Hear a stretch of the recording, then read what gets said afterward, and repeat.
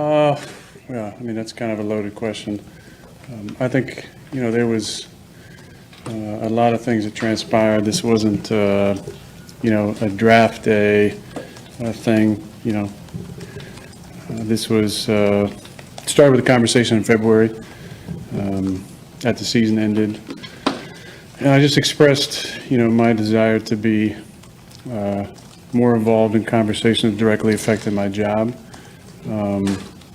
Also, I wanted to help the organization maybe learn from them some of the mistakes in the past, in my opinion, about the way that some of the outgoing veterans were treated, and just the fact that we didn't retain a number of players that I felt like were core players to our foundation, our locker room, high character guys. I'm talking about Charles Woodson, Jordy Nelson, Julius Peppers, Clay Matthews, Randall Cobb, James Jones, John Kuhn, Brett Good, TJ Lang, Brian Balaga, Casey Hayward, Micah Hyde, guys who were, exceptional players for us, but great locker room guys, high character guys.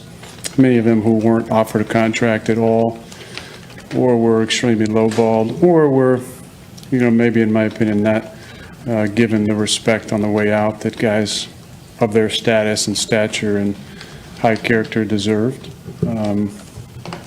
And then it kind of progressed from there into a commitment for the 2021 season and beyond. That really wasn't given at any time. So for me, I had to assess the situation, not necessarily wanting to be a lame duck quarterback, especially after an MVP season, which I think you can understand. And then the other part in February was wanting to be a part of conversations involving free agents, which has never happened in my career. I've trained with a number of NFL guys most of my career in the off seasons. My agency, Athletes First, has had a number of high draft picks over the years. I've tried to pass along information. Hasn't really been used, shall we say. So I wanted to offer my services as a recruiter, and I think we can all understand, Green Bay isn't, a huge vacation destination. People are coming here to play with me, to play with our team, and knowing that they can win a championship here. And the fact that I haven't been used in those discussions was one I wanted to change moving forward. And I felt like based on my years, the way I can still play, that should be a natural part of the conversation. As that progressed from that point, nothing really changed on that front. So we got into March, and the conversation changed. As I felt like if you can't commit to me past 2021, and I'm not a part of recruiting process and for agency,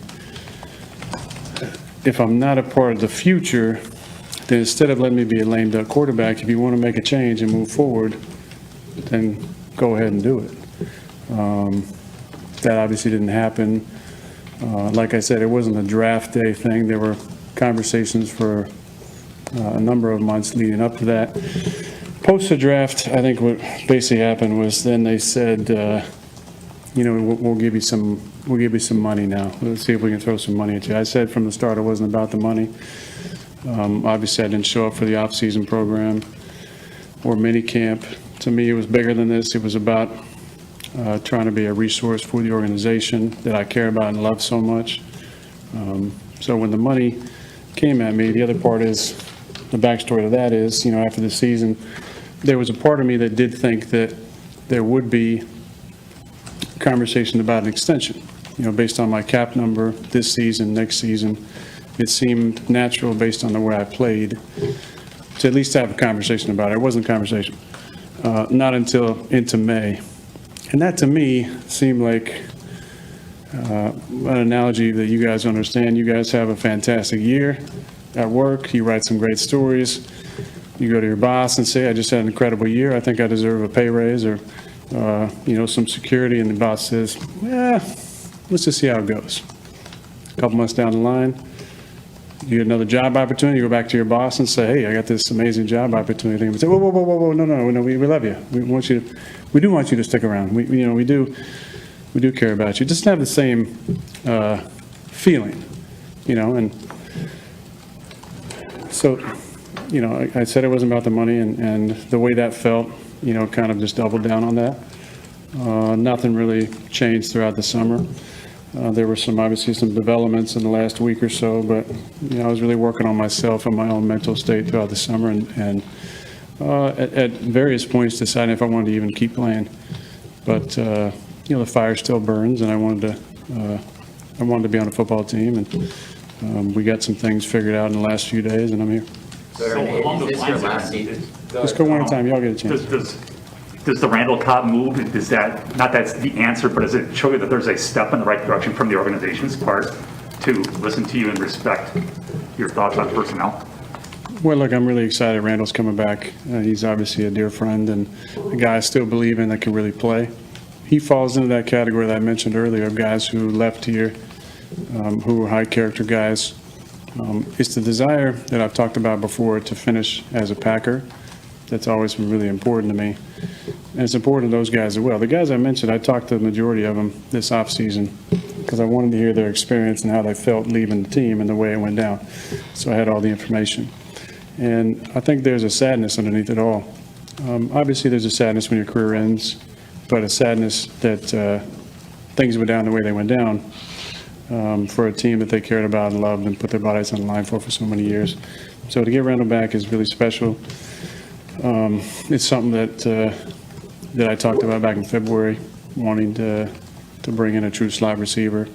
I thought would make our offense more dynamic, and I think Randall's a dynamic player. He has been when he's been healthy. Aaron, was there a point over the last few months when you seriously considered retirement for this? You might have, and at what point did you change your mind and decide to actually come back? Yeah, that's definitely something I thought about. I talked about how important being a full-timer was for a long time. This was the first time to spend the off-season away without a COVID year or a lockout year. And I enjoyed it. I really did. I took time working on myself and trying to better myself in a number of areas where I feel like I could improve based on my own patterns and conditioning. And it was a lot of growth in that process. I continued to find joy and happiness in things off the field. However, there's still a big competitive hole in my body that I need to fill. And as I got back into my workouts, I just realized that I know I can still play, and I want to still play. And as long as I feel like I can give 100% to the team, then I should still play. Do you expect to be a Packer next year, or what would it take for you to be one next year? Yeah, I really don't know. I mean, I think things are in that direction haven't really changed at all. I think I'm just going to focus on this year. There's a lot of moving pieces besides myself, expiring contracts for a number of guys, so there's going to be a lot of tough decisions at the end of the year. I'm just going to enjoy this year and then revisit that conversation at the end of the season. Aaron, you said many times and you reiterated it's always been your goal to finish your career as a Packer. Do you hope that this progresses to a point where you feel all right with that moving forward?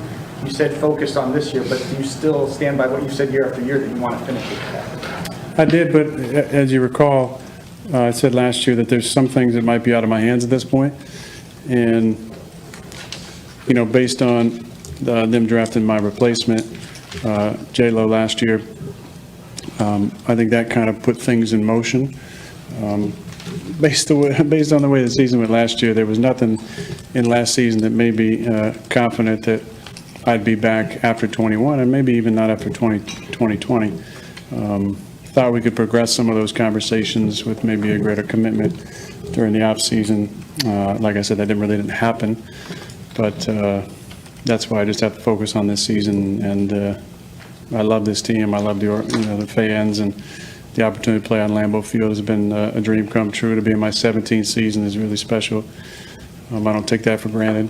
I'm not a victim here at all. I just want to reiterate that. Like, I've been paid a ton of money by this organization. I'm so thankful to be a starter here for my 14th season. Not many guys have the opportunity to do that. So I'm not, I don't feel like anything's been done to me. It's a business. it's an incredible opportunity to play this game. It's a tough business too, though, and this is part of it. So I totally get that point, and that's not lost on me. That's why I'm just going to enjoy this season like I did last year, have the right perspective, and then make decisions at the end of the season. Aaron, help me with the recall on this. Help me with the recall on this. We came in here, I think it was 2018, and Kirk Cousins had got his deal, and Matthew got his deal. And so these guys were asking you, and you said, it's going to come, not concerned about the money. But I thought I remember you saying, I'm looking for is a partnership. Is that accurate? Because it wasn't long after that you got the deal. And then 6 months later on a Monday, they said that they called you on a golf course and said, it's Matt LaFleur, why don't you talk to him? Is that the kind of thing you're talking about, and did it fade away after that? Yeah, well, I wouldn't call that a partnership, that part of it. I mean, I wasn't involved in those conversations at all. I had talked to Matt after the deal had already been in place to hire him as a coach. So I wasn't part of that conversation. Let's just make that completely clear. I do love Matt, and we've had a blast together, and I'm glad he's here. But it's decisions like that have happened over and over and over again that make me realize that the organization looks at me and my job is just to play. In my opinion, based on what I've accomplished in this league, the way I care about my teammates, the way I show up in the locker room, the way I lead, the way I conduct myself in the community, it should tie myself to a little bit more input. The rules, are the same for most people, but every now and then there's some outliers, guys who've been in an organization for 17 years and won a few MVPs, where they can be in conversations at a different higher level. I'm not asking for anything that other great quarterbacks across the last few decades have not gotten. The opportunity to just be in conversation. So if you're gonna cut a guy who, based on a meritocracy, was our second best receiver in training camp last year for the majority of camp, maybe run it by me, see what I feel. I might be able to change your mind. But at least to be in a conversation makes you feel like you're important, you're respected. And that's what I tried to convey in February and for the first couple months. But no, it hasn't been that. That's just the way they do it. I don't necessarily agree with it, but objectively, there's been a lot of success here over the last 30 years. I just wanted to be a little bit more involved, and I understand that that's not the way it went. So Aaron, did you not get any of those? I mean, all these things are reasonable things to want to be. Any of these things, did they give you anything or say anything like, yeah, we're going to do this, or is it just the same as it always was? I'm not sure, Rob, at this point. I can only say one of the things was to be involved in free agency. Because just talk to Preston Smith, why he came here and why he actually took a pay cut to re-sign. He knows that we got an opportunity to win a championship when I'm playing. And it's a sentiment that's echoed by other players across the league who hit me up that I'm friends with and want to come or get traded or, come to Green Bay. They want to be a part of an opportunity to win a championship. And that's why I just wanted to make myself available, to have those conversations, to be maybe something that tips it over the edge if you're trying to sign a specific guy. So that wasn't a part of March at all. If they had shown security or, given you some assurances ahead that you would be here for several years, how would they do that financially, given their salary cap situation and not being in a situation where when you retire, they would be $70 million under the cap? How would you have done that? Yeah, it's a good question, Spoon. I think there's ways of doing that, through signing bonuses and stuff that can lessen the load for sure. But there wasn't a commitment past 2021. There was conversation about that. I know you guys were all talking about moving salary around through a restructure to open up some cap space for sure. Obviously, with the salary cap going down from the 190s to 182, they had I think everybody's contract who had a contract basically got restructured in some way. It was more just the approach. To not mention anything past 2021 made me feel like that I wasn't in the future plans, which again, I get it, it's a business, and I'm not a victim here. I've made a ton of money here, and I've been really fortunate to play a long time and to play here. At the same time, I'm still competitive, and I still feel like I can play. I proved it last year. So I felt like making a commitment past the 2021 season was not a big deal. And there are ways to do that. That wasn't necessarily accomplished. And so that's why we're here. Aaron, you said back in March that the team, you basically came to a conclusion that, okay, if you're not going to commit to me beyond the season, like, let's just move on now. The Packers were very steadfast, both publicly and privately, to other teams. We're not trading him. Do you want to be here right now? I do. I love my teammates. I love the city. I love my coaches. It is a lot of fun to be back here. And like I said, I'm competitive. And I realize the type of team that's in place here. It's a team that's has a lot of talent on it. It's been close the last couple of years. So I'm definitely excited about this season. I've had a lot of great conversations over, I'd say, the last 2 weeks with various teammates, past and present. And it's definitely refueled the fire to go out and lead and perform at my best. I felt really good today after a long hiatus, just being back out there and feeling like the rhythm and the timing and the accuracy was where I wanted to be. So I feel really good about being back. It's fun to see a lot of guys to walk in the locker room. It's strange after so many months, but it's fun to see the guys, see the old guys, the trainers, the equipment staff. Andy Gruber, I just gave him a hug. I hadn't seen him. He wasn't here all last year. So there's a lot of fun things about being back, and I understand the opportunity that's here. Aaron, how would you characterize your relationship with Ryan Gutekunst, where that is today? And was there ever a point this offseason where you asked for his removal from the show? No, and I would say it's professional at this point. Eric, you mentioned here today that you strongly considered retirement this you considered retirement this off-season.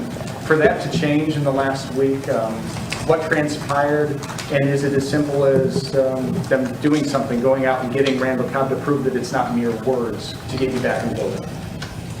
Yeah, I mean, that definitely was important to me. But again, I think it was with conversations with some former teammates that I had.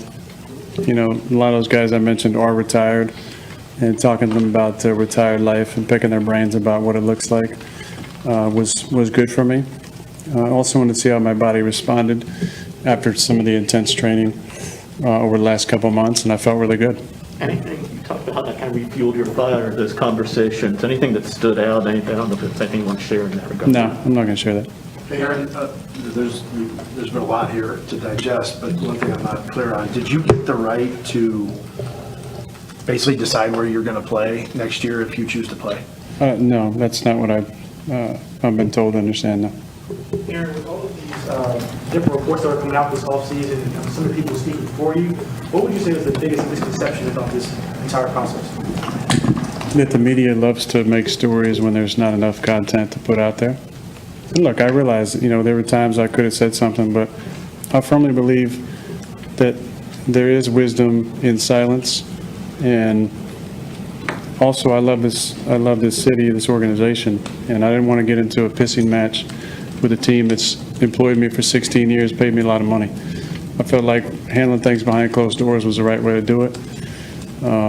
There were some leaks for sure. I can promise you, I didn't have a part in any of those. My representation has assured me the same thing. I don't know what benefit would be given to me by releasing any details about a restructured contract for me, about leaking stuff on draft day. I don't understand the motivation behind that, but look, I believe that the right way to do it was to have conversations with those people, both in person, Zoom, on the phone, behind closed doors, as they say, and didn't want to get into an argument in the public with a team that I really care about. Aaron, you mentioned this offseason was different. Just how different was it not being at OTAs for the first time in 16 seasons, and how did that benefit you? How did that what? Benefit you. Shoot, it was great. Look, like I said, I think it's important that we work on our mental state. And as you've seen with Simone Biles, I think there needs to be more conversation around that. We, as athletes, are often put on a pedestal that we're not, that we're beyond any, mental hindrances or clutter. And the only time that mental health often gets talked about is when it's under the conversation of depression.